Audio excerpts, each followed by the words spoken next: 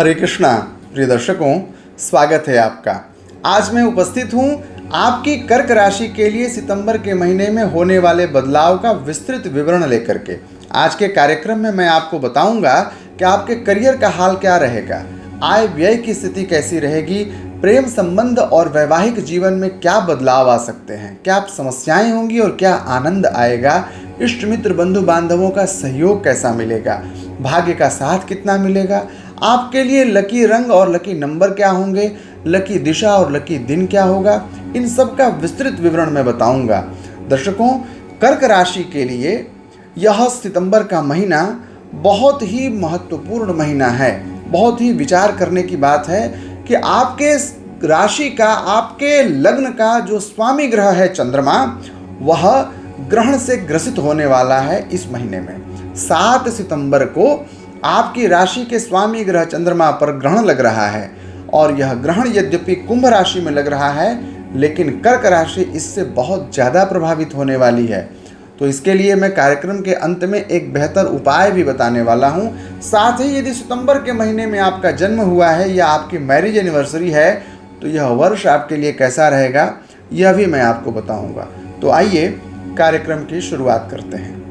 दर्शकों, आइए कार्यक्रम के शुरुआत में यह जान लेते हैं कि आपके लिए सितंबर के महीने में गोचर का क्या हाल रहने वाला है। तो कर्क राशि के जातकों के लिए ग्रहों के राजा सूर्य आरंभ के दिनों में 16 सितंबर तक सिंह राशि में रहेंगे और 17 सितंबर को इनका प्रवेश कन्या राशि में हो जाएगा।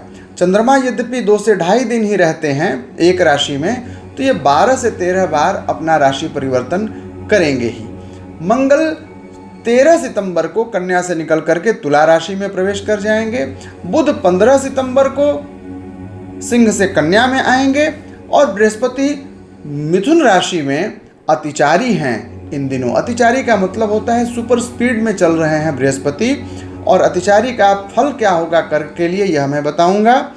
शुक्र 14 सितंबर को राशि परिवर्तन करने वाले हैं, सिंह से निकल करके कन्या में पहुंच जाएंगे। शनि अपनी यथास्थिति मीन राशि में रहेंगे, वक्री चल रहे हैं इन दिनों। राहु कुंभ के होंगे और केतु सिंह के होने वाले हैं। जब सितंबर के आरंभ में केतु और सूर्य की युति बनी रहेगी तब तक आपके जीवन में ग्रहण का योग बनेगा। इसका क्या फल होता है यह भी मैं आज के कार्यक्रम में बताऊंगा।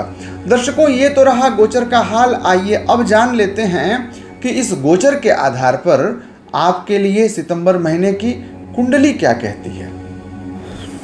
दर्शकों, आपकी कर्क राशि की जो कुंडली बन रही है उसमें आपके सेकंड हाउस में 4 ग्रह होंगे, सूर्य बुध शुक्र और केतु। आपके तीसरे भाव में थर्ड हाउस में मंगल रहेंगे। आपके 8th हाउस में राहु की स्थिति दिख रही है और 9वें भाव में शनि विद्यमान रहने वाले हैं। आपके 12th हाउस में बृहस्पति रहेंगे सितंबर के महीने में। तो दर्शकों, ये तो रहा आपके कुंडली का हाल। अब आइए जानते हैं कि इस कुंडली से आपके जीवन पर क्या प्रभाव पड़ेगा। सबसे पहले आपके करियर और व्यवसाय का हाल। दर्शकों, सितंबर का महीना कर्क राशि के लिए करियर और व्यवसाय के संदर्भ में मिला जुला परिणाम देगा। आपके 10वें भाव का स्वामी ग्रह है मंगल और वह पराक्रम के स्थान में बैठा हुआ है। पराक्रम के स्थान में यह 13 सितंबर तक रहेंगे मंगल, और वहां से निकल करके ये 4th भाव में आएंगे। तो सितंबर के प्रारंभिक 2 सप्ताह में आपके लिए थोड़े नकारात्मक परिणाम मिल सकते हैं, लेकिन जब 13 सितंबर को ये तुला राशि में प्रवेश कर जाएंगे तो मंगल आपके लिए फलकारी हो जाएंगे। तो यदि आप नौकरी पेशा हैं तो आपके लिए सकारात्मकता बनेगी 13 सितंबर के बाद। यदि आप व्यवसायी हैं तो भूमि का कार्य आप करें, जमीन का कार्य कर रहे हैं, बालू का काम कर रहे हैं, पेट्रोलियम पदार्थ या फिर लीकर से संबंधित आपका बिजनेस है, तो आपके लिए बड़ा ही शुभ फल मिलेगा 13 सितंबर के बाद। विद्यार्थियों के लिए जो प्रशासनिक सेवाओं की परीक्षा दे रहे हैं या फिर जो नौकरी पाना चाह रहे हैं सरकारी परीक्षाओं को दे करके, उनके लिए बड़ा ही शुभ परिणाम मिलेगा 13 सितंबर के बाद। तो हम यह देख रहे हैं कि सितंबर का महीना कर्क राशि के जातकों के करियर और व्यवसाय के दृष्टिकोण में मिला जुला फल देगा। और अब बात कर्क राशि के जातकों के आय और व्यय की, इनकम की बात कर लें, आपके लिए कर्ज और देनदारियों की बात कर लें, या फिर कमाई गई संपत्ति से बनाई गई ऊर्जा और आर्थिक बचत की बात। तो एकादश भाव का स्वामी ग्रह शुक्र आपकी कुंडली में बड़े ही शुभ स्थिति में रहेगा सितंबर के महीने में। इससे आमदनी के नए स्रोत बनेंगे। ध्यान रखिएगा कि यह बहुत ही लग्जरियस लाइफ को देगा और बड़ा ही आनंद को देने वाला ग्रह है। शुक्र बड़ा ही सुंदर ग्रह है। महिलाओं से बड़ा सहयोग मिलेगा। आर्थिक संदर्भों में भी यदि कोई बिजनेस विमन आपको मिलती है तो व्यवसाय वर्ग के लिए बड़ा ही लाभकारी सिद्ध होंगी वह महिला। आय के नए साधन बनेंगे और पराक्रम के द्वारा स्वोपार्जित धन की प्राप्ति आप करेंगे। बड़े ही अच्छे ढंग से, बड़े ही प्रतिष्ठित ढंग से कर्क राशि के जातक सितंबर के महीने में आमदनी की वृद्धि करेंगे। कर्ज और देनदारियों की कोई समस्या नहीं रहेगी और संपत्ति को भी बरकरार रखेंगे। पैतृक संपत्ति को आप बिल्कुल संरक्षित रखेंगे, बल्कि उसमें कुछ जोड़ेंगे सितंबर के महीने में। तो आमदनी की स्थिति, आय व्यय की स्थिति कर्क राशि के जातकों के लिए सितंबर के महीने में बहुत उत्तम रहने वाली है। और अब कर्क राशि के जातकों के लिए प्रेम संबंध की बात, विवाहितों के लिए भी, अविवाहितों के लिए भी, और साथ ही साथ आपके इष्ट मित्र, बंधु बांधव और परिवारी जनों का कितना सहयोग मिलेगा सितंबर के महीने में, यह भी मैं बता रहा हूँ। दर्शकों, आपकी राशि के सप्तम भाव का स्वामी ग्रह भाग्य के स्थान में विद्यमान रहेगा सितंबर के महीने में। तो जब पत्नी का ही भाग्य आपका साथ देने लग जाए तो समझिए कि पत्नी के साथ आपके संबंध अनुकूल रहने वाले हैं। जो लोग प्रेम संबंध में जी रहे हैं उन्हें अपने प्रेम संबंध को आगे बढ़ाने के लिए अनुकूल समय दिख रहा है सितंबर का महीना। कर्क राशि के वे जातक जो प्रेम विवाह करना चाहते हैं, या ऐसे जातक जिनके लिए विवाह के प्रस्ताव आने लगे हैं और कुंडली मिलान और अन्य व्यावहारिक बातों पर चर्चा चल रही है, तो उन सारे विषयों को फाइनलाइज करने के लिए सितंबर का महीना कर्क राशि के जातकों के संदर्भ में उपयुक्त होगा। साथ ही साथ इष्ट मित्र, बंधु बांधव और रिश्तेदारों का भी पूर्ण सहयोग मिलेगा सितंबर के महीने में कर्क राशि के जातकों को। और अब बात कर्क राशि के जातकों के हेल्थ की, स्वास्थ्य की हम बात कर रहे हैं। आपके अष्टम भाव में राहु बैठा हुआ है। अष्टम भाव में जब राहु बैठता है तो यह शल्य क्रिया कराता ही है। शल्य क्रिया को हमारे यहाँ पैशाची विद्या कहते हैं। और यह शल्य क्रिया के साथ साथ कहीं न कहीं कोई रहस्यात्मक समस्या, कहीं न कहीं कोई ऐसी तांत्रिक समस्याओं से, गुप्त समस्याओं से भी आपको जोड़ देता है। हड्डियों के टूटने की समस्या, दुर्घटना की समस्याएं हो सकती हैं कर्क राशि के जातकों के लिए, क्योंकि जहां पर राहु बैठे हैं वहीं पर आपकी कुंडली में ग्रहण लगेगा सितंबर के महीने में। यानी कि राहु, चंद्रमा और पृथ्वी, इन सब का संबंध एक साथ बन जाएगा। सूर्य, चंद्रमा और पृथ्वी जब एक सिद्ध में होते हैं तो ग्रहण की स्थिति बनती है। और हमारे यहाँ राहु की स्थिति जब वहाँ पर जो छाया जो बनती है वही तो है राहु। तो राहु कुंभ के होकर के अष्टम भाव में आपको स्वास्थ्य संबंधी समस्याएं देंगे, और जब वहाँ पर चंद्रमा गुजरेंगे तो मानसिक समस्याएं भी देंगे।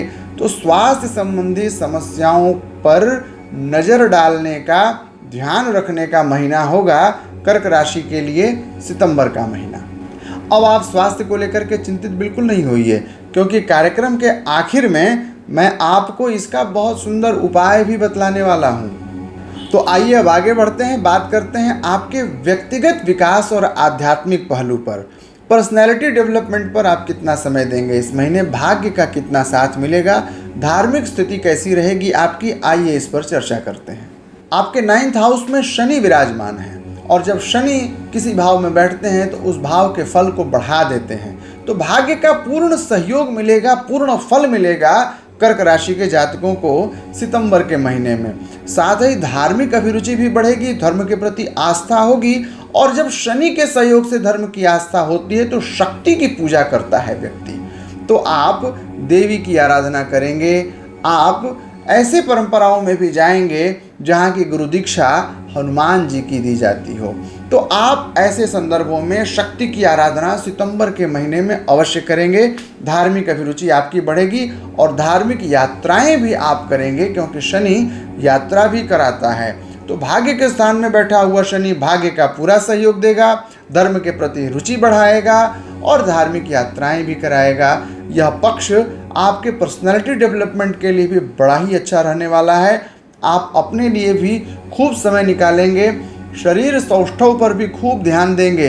जिम के चक्कर जरूर लगाने वाले हैं आप सितंबर के महीने में। पूर्ण व्यायाम करिए, खूब स्वस्थ रहिए, यह समय आपके लिए शुभ है।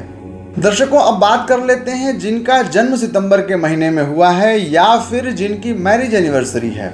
तो सितंबर के महीना में जन्म लेने वाले जातकों के लिए आने वाला यह वर्ष बहुत ही शुभ फलदायी होगा। और जिनकी मैरिज एनिवर्सरी है सितंबर के महीने में, उनके लिए वैवाहिक जीवन का पूर्ण सुख मिलेगा, क्योंकि आपके सप्तम भाव का स्वामी नवम भाव में बैठा हुआ है और यह आपके वैवाहिक सुख की वृद्धि कर रहा है।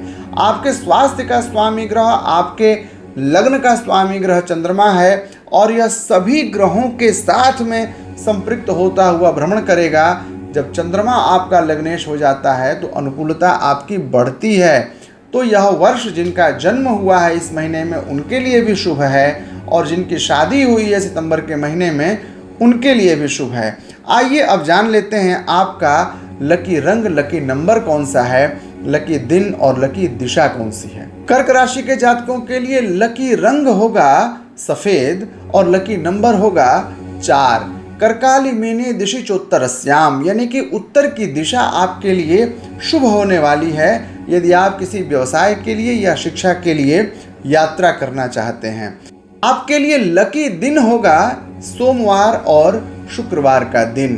दर्शकों, मैंने कर्क राशि के जातकों के लिए स्वास्थ्य संबंधी समस्याओं को बताया है। ऐसे में स्वास्थ्य की समस्या कैसे ठीक हो, इसका मैं एक बहुत ही छोटा और बहुत ही दिव्य शक्तिशाली चमत्कारी उपाय मैं आपको बता रहा हूँ। भगवती दुर्गा के मंदिर में जाइए, नारियल की बलि दीजिए और गुड़हल के फूल चढ़ाइए। कमल का फूल यदि मिले तो भगवती के चरणों में अवश्य अर्पित कर दीजिए। भगवती का एक मंत्र है, रोगान शेषान अपहंसि तुष्टा रुष्टा तु कामान सकलान अभिष्टान त्वामाश्रितानाम न विपन्नराणाम त्वामाश्रिताम यश्रयताम प्रयांति। यह मंत्र बोल करके भगवती के चरणों में पुष्प चढ़ा दीजिए। यदि यह मंत्र न बोल पाएँ तो आप नवारण मंत्र ओम ऐं ह्रीं क्लीं चामुंडायै विच्चे, इस मंत्र का 108 बार जप करिए। भगवती की कृपा से आपके जीवन में कोई समस्या नहीं आएगी, आप बिल्कुल स्वस्थ रहेंगे। राहु आपको परेशान कर ही नहीं सकते यदि भगवती की कृपा रहे तो दर्शकों, ये रही कर्क राशि के जातकों के लिए सितंबर की बात। यदि आपके मन में किसी प्रकार की कोई जिज्ञासा या आपकी कोई व्यक्तिगत समस्या आपको परेशान कर रही है तो आप मुझसे जुड़ सकते हैं स्क्रीन पर फ्लैश किए जा रहे नंबरों के माध्यम से। यदि आपकी इन विषयों में अभिरुचि है तो हमारे चैनल को सब्सक्राइब ज़रूर करिएगा। और आज का कार्यक्रम यदि आपको अच्छा लगा तो अपने मित्रों को भी बताइएगा, इसे शेयर कर दीजिएगा। प्रतिदिन शाम 6 बजे मैं ऐसे ही ज्ञानवर्धक और रोचक कार्यक्रमों के साथ उपस्थित होता हूँ। कल पुनः 6 बजे मिलते हैं, तब तक के लिए मुझे विदा दीजिए। जय श्री कृष्णा।